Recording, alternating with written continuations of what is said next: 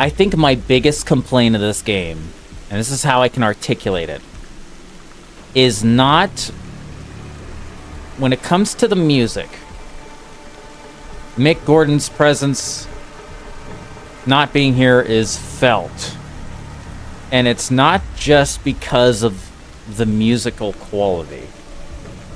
It feels like there's not a musical direction that is rock solid.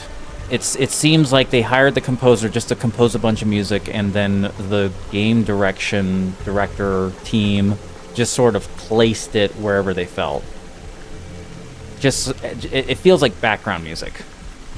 It doesn't really hit like the other games. Just by how it's mixed. Like, I have the music at 100, audio's 80%, and it just feels like the music is just not placed in the correct places when it hits.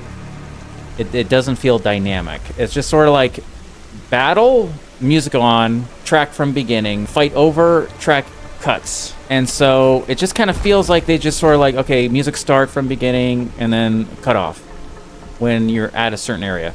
Whereas in Doom Eternal, the music enters in layers where the audio tracks are split to where music start, then half of the instrumentation kicks in depending on where you're at the fight. And then when the fight's over, then it's like the end of the song. And then you move on to the next area, and the next area is music. So it kind of has a little bit more dynamic feeling to it.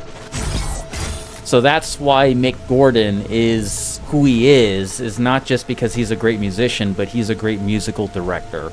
Because that's what he did with Killer Instinct also. He wrote the music in a way where it dynamically came in as the game, depending on where you're at in like a battle. So it's very noticeable going from Doom Eternal and other Dooms to this one, because it just sort of feels like, okay, it's not really the composer's fault. The composer's music in and of itself is really good.